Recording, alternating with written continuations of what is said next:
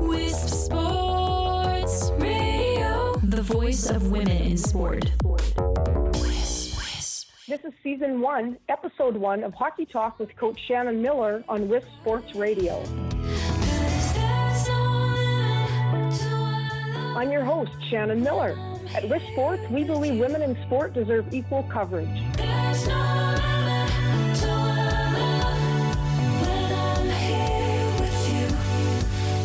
Before I tell you about the show, I'd like to thank our sponsor, Recon Metal. You can learn more about Recon Metal at their website address, reconmetal.com, RECONMETAL.com. The gentleman that owns Recon Metal is also involved with this awesome video system for hockey. It's called Instat Video, and we will share more about that product in future shows. Now, Hockey Talk with Coach Shannon Miller is going to air weekly, every Tuesday from now into April through the 2019 Women's World Ice Hockey Championships that are in Finland. We're going to talk about all aspects of hockey, X's and O's of the game, offensively and defensively. We're going to talk about how do you train your players and your athletes at the position of goaltender, defenseman, forwards. We're going to talk about leadership in the locker room, on the bench, and leadership throughout the course of the season. We'll talk about on-ice practices, preparing a practice plan and running a good practice. We'll talk about off-ice training, the importance of sports psychology, and it's going to be a lot of fun because I'm going to have female leaders in the game from around the world on my show as guests. Really looking forward to those conversations. Now, today's podcast, it's the start of hockey season. It's tryout time. Coaches are in the middle of having tryouts, selecting their teams, selecting captains and assistant captains. So we're going to talk about that today and about how to give your team time to settle, how to give your team time to gel. And today I'm also going to talk a lot about the X's and O's of the game, and it's called Creative and Courageous Offense. So I'd like to welcome my listeners. I'm honored to have my own podcast show in which we will talk a lot about hockey, but we're also going to discuss many other very important things occurring in the world of women in sports. Later in the show today, I'll have a guest with me, Brianna Decker. Brianna was a member of the 2018 USA gold medal winning Olympic hockey team in South Korea.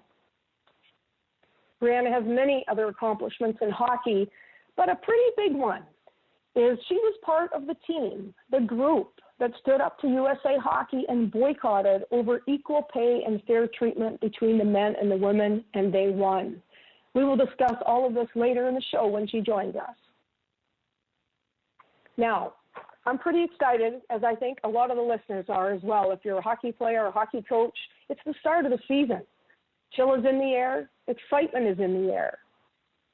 Many coaches have tryouts for their teams. In some cases, they're required. And it's very important to put a lot of thought into practice plans for these tryouts so that you can properly evaluate the players at each position, specifically the goaltenders, specifically the defensemen, and specifically the forwards. Now, most coaches know that it's very important to evaluate the skating and puck skills of a player. That's where you start. So while you're building your practice plan for tryouts, you want to really focus on giving the players a good opportunity to show off their skating skills and their puck skills, and a good opportunity for the coaches to evaluate those foundation skills that are so necessary to build on. Another very important tool and evaluation tool for the players is small ice competitive games. So small ice competitive games could be 2v2 down low, 1-on-1 down low, 3v3 down low. You can do odd man like 2v1s and 3v2s, but you want to play small ice competitive games because it gives you an opportunity to evaluate their agility, mobility, their evasive skills. Can they do tight turns, keep their feet moving, have their eyes up and make the play? Do they jump quickly to support the puck carrier under pressure? So you can evaluate their offensive skills and their defensive skills. 3v3 cross ice, for example, is a great way to evaluate goaltenders. So not only can you see a lot of action from the players offensively and defensively, but the goaltenders are getting more shots, so you're going to see their reflexes. That's a great way to show off their reflexes, kicking out the puck, kicking out the pads, kicking out the rebounds, and they get a lot of action, and actually they love it. Something else that I would suggest you do, and I just recently did it with my team here in Calgary, is scrimmaging full ice 4-on-4. Now, I know we play the game 5-on-5, but when you scrimmage 4-on-4 full ice, there's more ice for the players to skate and carry the puck. So it gives you an opportunity to evaluate their skating skills and their puck skills inside the game versus doing a drill. And then, of course, because we play the game 5-on-5, very important to scrimmage 5-on-5 and take a really good look at players that can keep their feet moving, share the puck, beat the pressure of the game 5-on-5 and play competitively. Something else that's very important during tryouts is line combinations. So coaches, when you're doing your practice plans, put a lot of thought into your defense pairings and your line combinations, the forwards that you're going to play together. Are you going to play unit of 3 and work with those 3 forwards, or unit of 5 where you're selecting 2 defensemen to play specifically with those 3 forwards? And then during your scrimmages or from one scrimmage to another, create some line changes. And you do that so that players play with other players, and that will bring out different skills of the players that you're evaluating, and it also makes it more fair. Because if you happen to be the weaker player on the line, the other 2 players, if they're stronger than you, they're going to help elevate your game.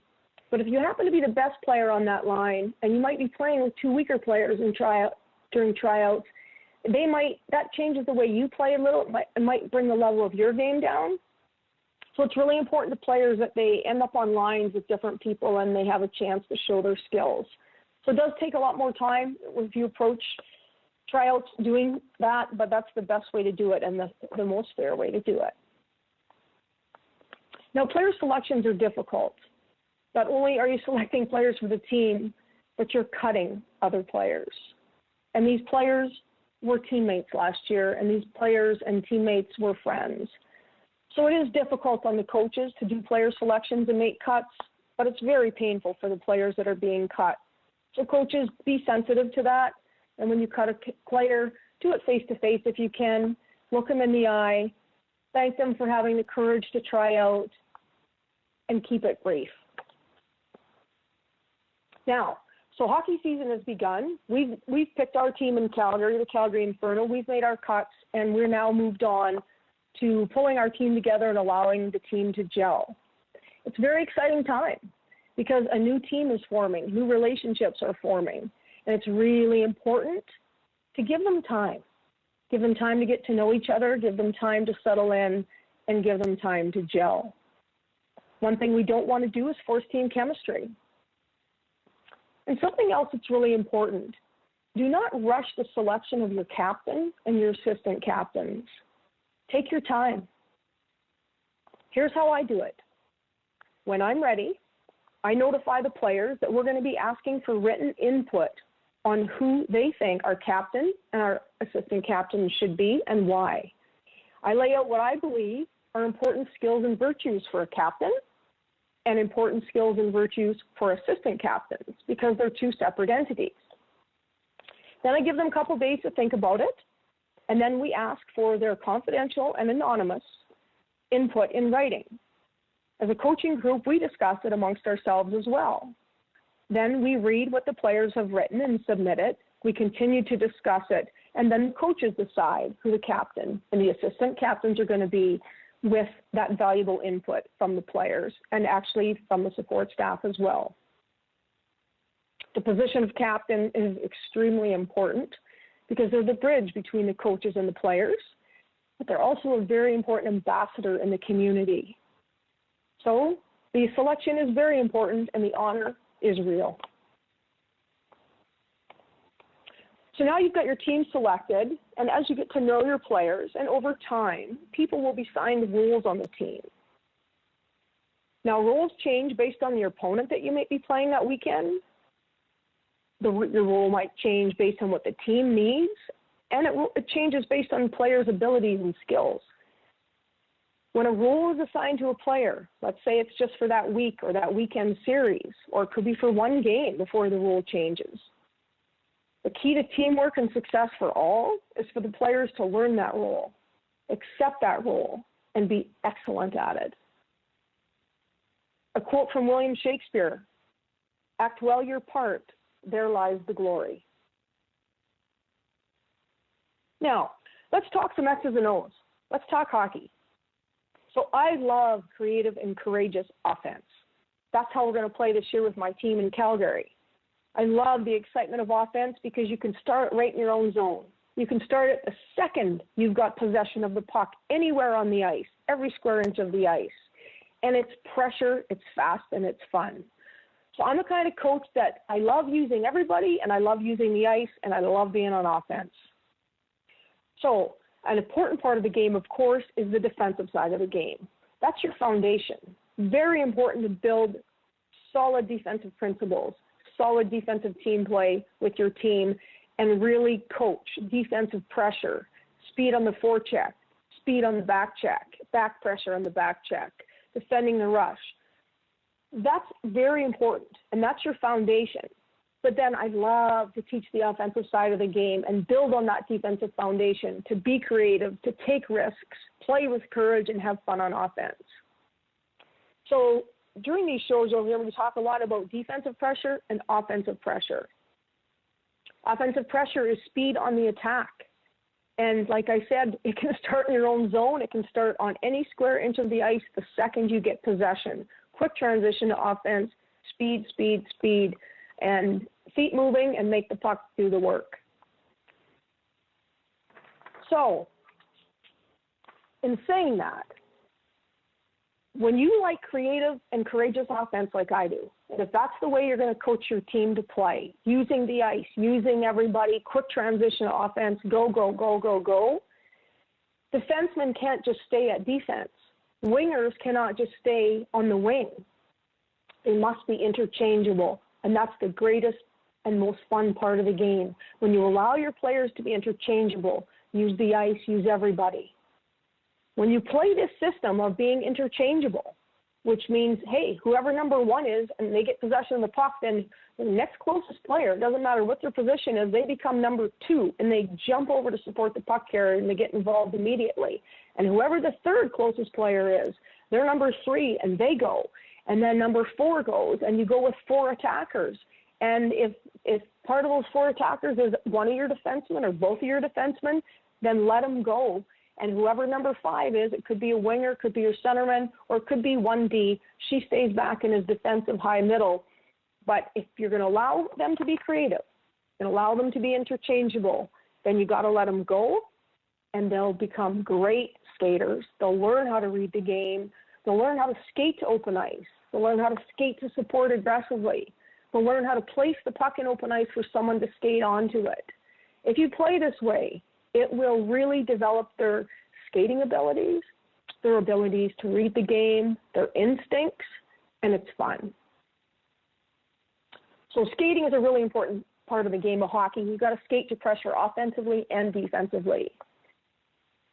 You got to make good decisions when you play. So coaches, tell your players, take calculated risks. Join the rush. You can't join the rush all the time, but coach them on how to read the game and when to join the rush and when not to join the rush. And that, in doing that, you'll teach them how to make good decisions under pressure in the game. And eventually, they'll be able to just trust their instincts and go. I love taking calculated risks to score. I love my players being creative and playing with courage. So having said that, you've probably guessed, I don't like dump and chase. I don't like that style of play, dump and chase. I think it lacks creativity, and I think it lacks confidence to play the possession game. I love the possession game. So if you want to put offensive pressure on, you've got to have the puck. You've got to have possession. So why dump and chase and make it a foot race with a 50-50 chance of getting possession? Protect the puck. Keep your feet moving, your eyes up. Move quickly to support the puck carrier and keep possession so that you've got offensive pressure as often as possible. Now, the principle of support is very important in the possession game. So you've got the puck in the neutral zone, you're trying to gain the zone for offensive zone entry, and you can't gain the zone. The defensemen are doing a good job defending the rush. The back checkers are doing a good job. They're not letting you come into the zone with speed and a controlled entry. Just turn away from pressure. Turn back, keep your feet moving, eyes up. Now, everybody else has to turn to support you because you've taken the puck to a different location on the ice. Everybody moves in some part of the ice to now support the puck where you are. So turn away from pressure, jag the puck back, protect the puck, play keep away, get organized again as an offense, and then attack again with speed and have a controlled entry. Now, for possession, yes, you're going to be under pressure at times and you're going to have to move the puck quickly, and you may not be able to turn away from pressure and protect the puck. It's going to be better for you to move the puck quickly. Well, in order to make quick passes to beat pressure, you have to have quick, close support. So that's the principle of support. But also, coaches, I would encourage you to allow your players to make some long passes up the ice, north and south, or long passes across the ice, east and west. You want to develop your players to be able to make those short, quick passes and provide quick, close support, but you also want to coach your players and teach your players and show them. Have the courage to make that long pass once in a while. It stretches out the ice. So you can have X1 skate aggressively out of your zone when you're breaking out, and she can go all the way to the red line or the far blue line and then come back against the grain. You stretch out the ice and make the long passes. And then you can redirect the puck or hammer the puck back. When you make the stretch play, when that X1 stretches the ice, you force the defenders back. And yes, it allows for that long pass once in a while. It might even allow for a breakaway right up the middle. And so the players are developing that skating and the long pass skills. But the other thing that's great about it is you've pushed the defenders back if you don't make the long pass. And now it gives the other players a little bit more ice for the breakout. You're giving them an opportunity to have a little bit more success on the breakout because you sent one or two players out of the zone to stretch. So playing this way, it is creative. I love creative offense, and I love four attackers. So I'll play with four attackers for the majority of the game. I might just step it back just a little, pull it back a little if we're protecting a lead late in the first period, late in the second period, and specifically late in the game. However, most of the time I really encourage four attackers joining the rush, but making good decisions, taking calculated risks. Now, when you use four attackers, you'll have a first wave of the attack, you can have a second wave of the attack, and yes, you can even have a third wave of the attack. X5, your last player coming into the offensive zone. So you try to score in the direct attack always, right? Speed, pressure, take the puck to the net, try to score on the direct attack. If you can't attack and score on that direct attack, it's just not there, all you do is delay. You delay, which is an escape. You keep your feet moving, your eyes are up, and now you hit the second wave of the attack, the players that are coming into the zone behind you, or the third wave, moving the puck all the way back up to the defenseman, high middle, number 5, the control player. And so you still have possession. You didn't score in the direct attack, or you didn't get a chance to score in the direct attack, so you delay. And then you use the second wave or the third wave, and you just keep the puck moving. You can also cycle and change the direction or the point of attack, cycle and go east to west. So the game can be exciting. The game can be fun, and it can be a possession game where you can use everybody and use the width and depth of the ice. That's the way I like to coach, and I would encourage you to try it. Now, hockey is such an exciting game, and it really allows for a lot of creativity. So I'm encouraging you to take advantage of that. Coaches, I'm going to challenge you a little bit. No robotic play. They're not robots. They're freelance players. So allow that creativity. Allow them to trust their instincts. And yes, they're going to make mistakes. We learn by trial and error often. Allow them to make decisions. Allow them to take risks. And they will learn how to take calculated risks through the course of the season. Let them play. Think outside the box. Just try it.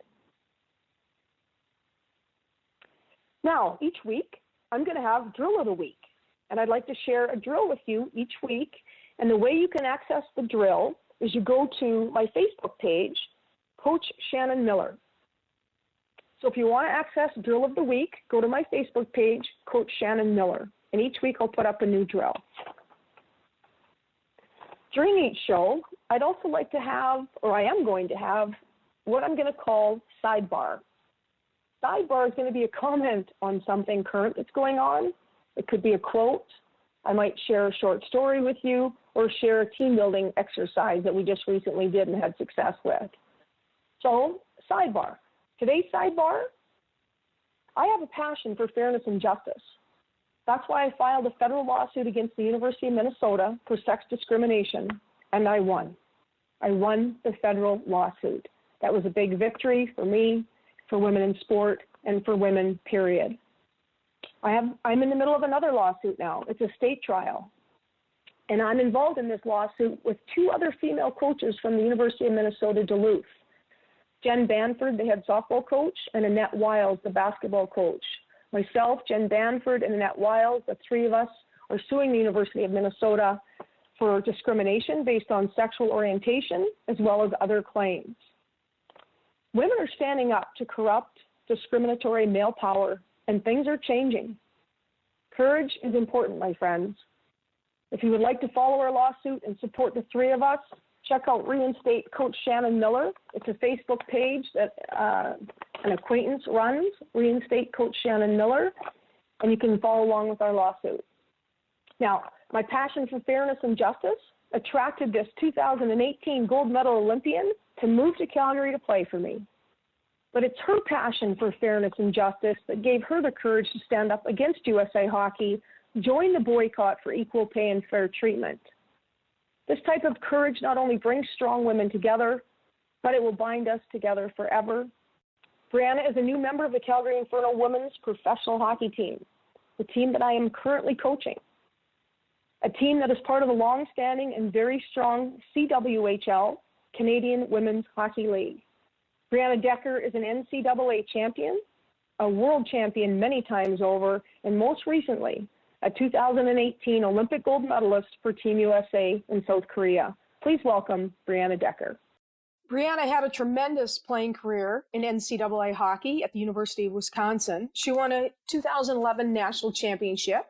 Brianna, talk to me about your experience at Wisconsin playing NCAA Division I hockey and winning that 2011 national championship. Yeah, I grew up in Wisconsin, so I always wanted to play for the Badgers growing up, and so I had an opportunity to go there.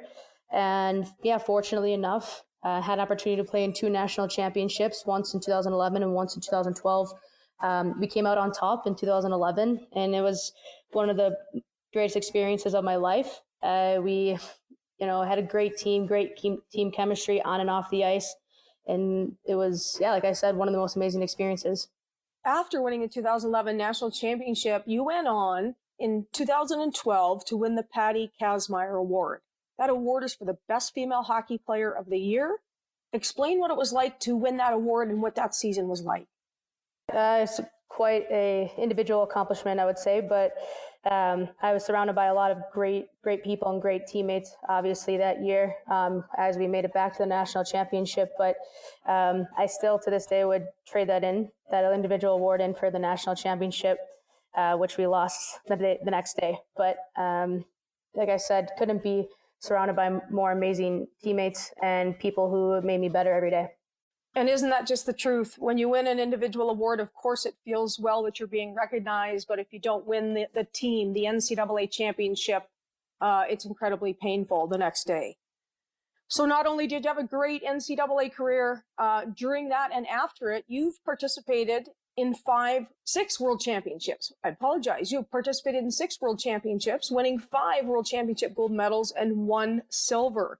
Let's talk about what that was like to compete at 6 world championships. Yeah, my first world championship was in 2011, and obviously the most recent one was in 2017. So being able to be a part of a team to compete at the world championships is always honorable. And the one thing about world championships is they're played every year except for when it's an Olympic year. And so that's our Olympics for that year. And so to be able to make that team since 2011, I couldn't be more honored. But I always kind of talk about the best thing about world championships is it takes you to different locations around the world. And it's the experience within the experience for me. And my favorite one would probably be 2011, just because I was in Switzerland. It was one of my first, big tournaments on the national team. And we had a great team, and it was a good experience. And it's funny thing about our World Championship games, we always end up in overtime or only winning by a goal or two. So that's the unique thing about World Championships, and always seem to have those 1-goal games. Well, and what an opportunity to play for your country. It's 6 World Championships and travel around the world. It's quite an experience and quite an education.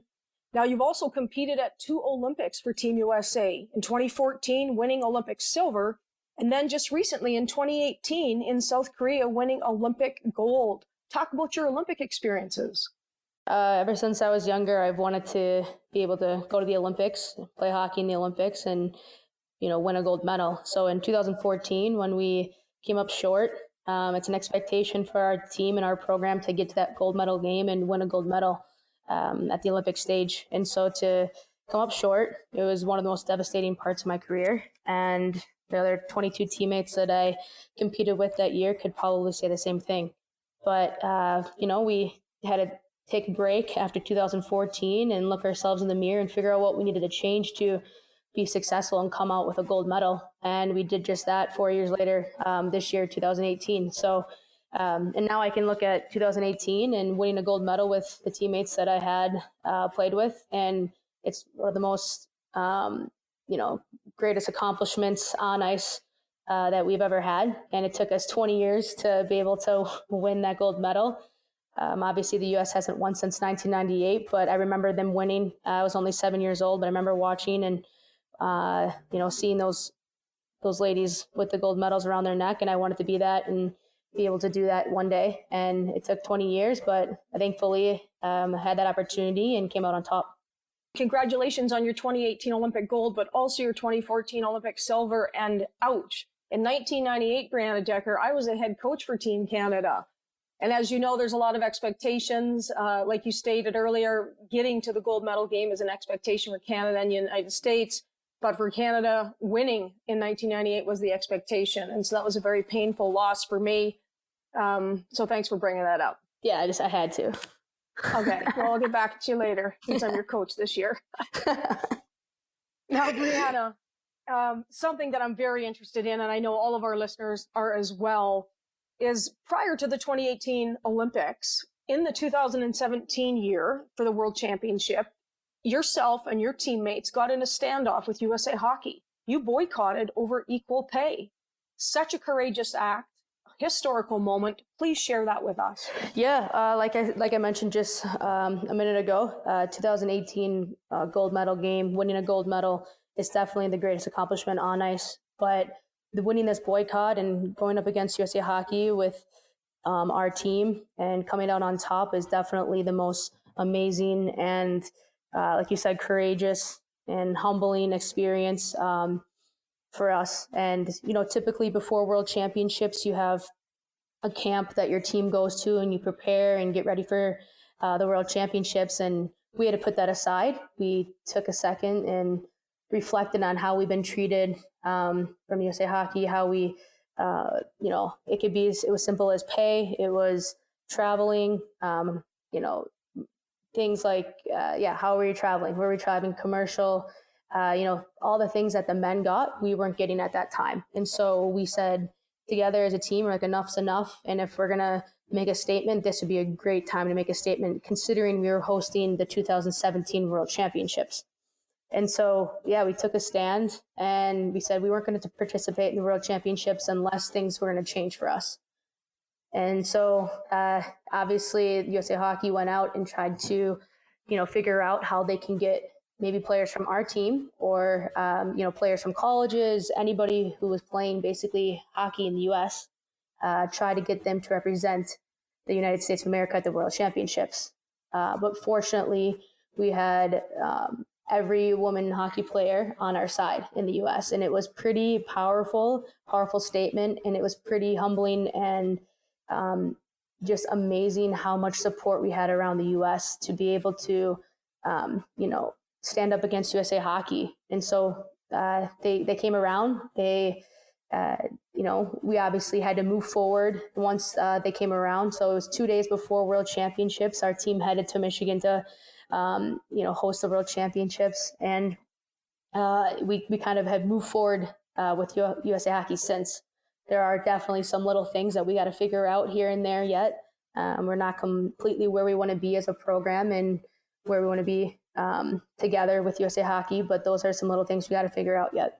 Well, that's wonderful. And I can tell you that I speak for many when I say this.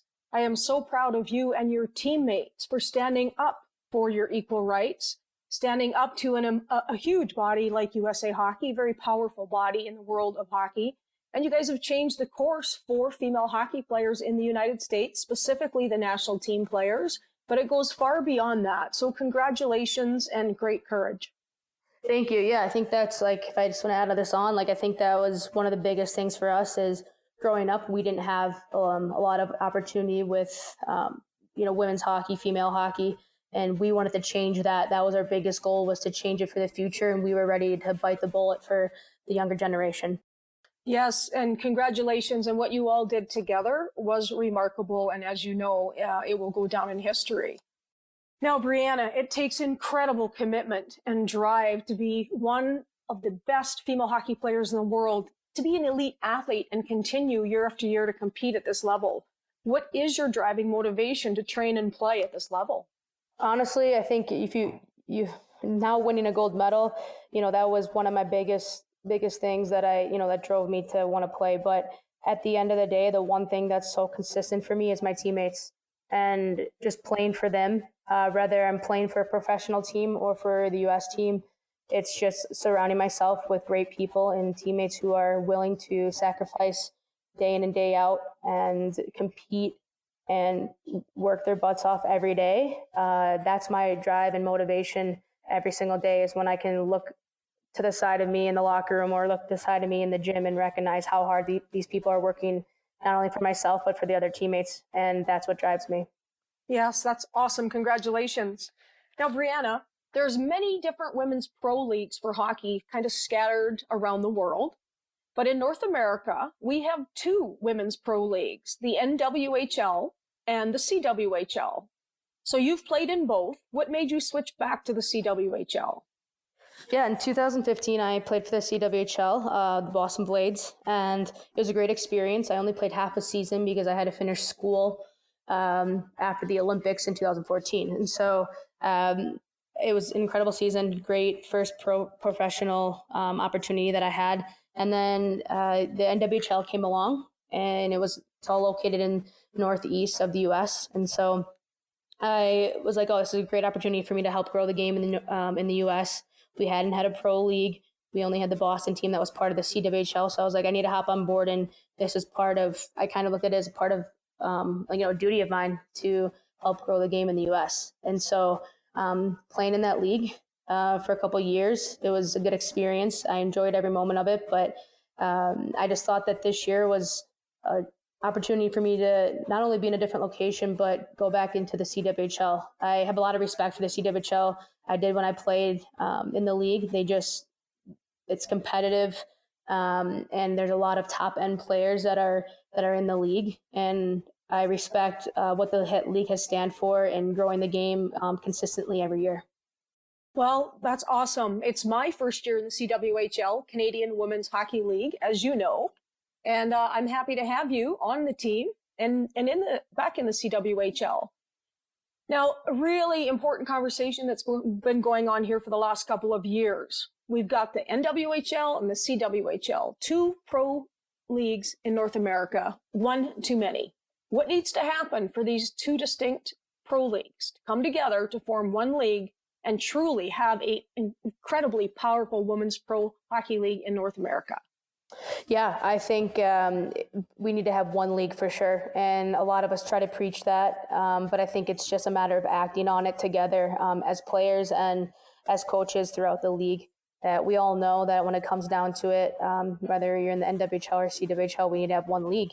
And in order to do that, I think the NHL needs to be able to hop on board and fully support a women's league similar to the WNBA. I think we just need that support whether it's financially or just publicity-wise. I think, you look back at the original 6 for the NHL, they started somewhere, and we're trying to start somewhere in the CWHL and the NWHL, but we need to have one league in order to be successful and create a better atmosphere for women's pro hockey.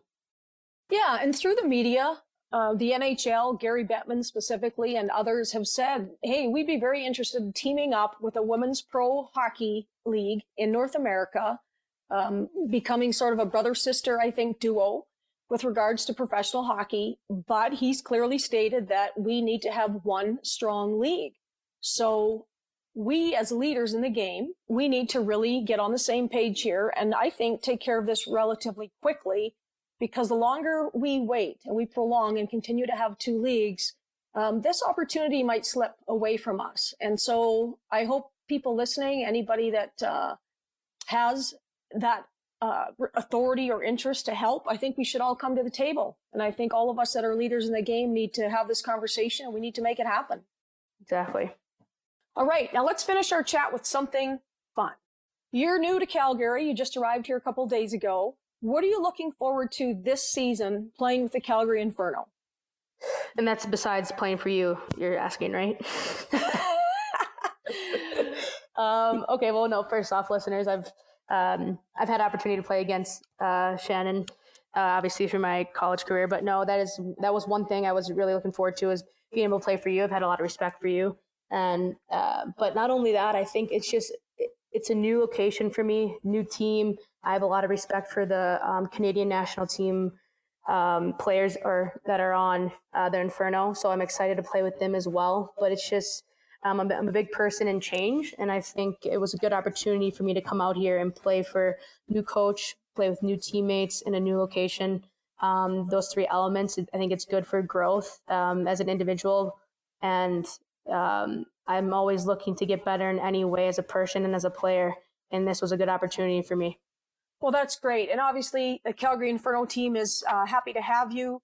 We have 8 2018 Olympians on our team this year, on our pro team. And so it's a very good product, and you're going to be a very important part of that great product. And I'm looking forward to the season as well. Thank you for your time, Brianna. You've been a great guest. Thank you so much, Jen. Inside stories, interviews, and cutting-edge tips from the leading coach in ice hockey. Tune in to Hockey Talk with Shannon Miller. This is Wisp Sports. Thank you again to my guest, Brianna Decker. And please follow us and comment on social media at Miller12Shannon and at Wisp Sports, and also my website, CoachShannonMiller.com. Thank you very much to my listeners. It's been fun, and we'll see you next time. There's no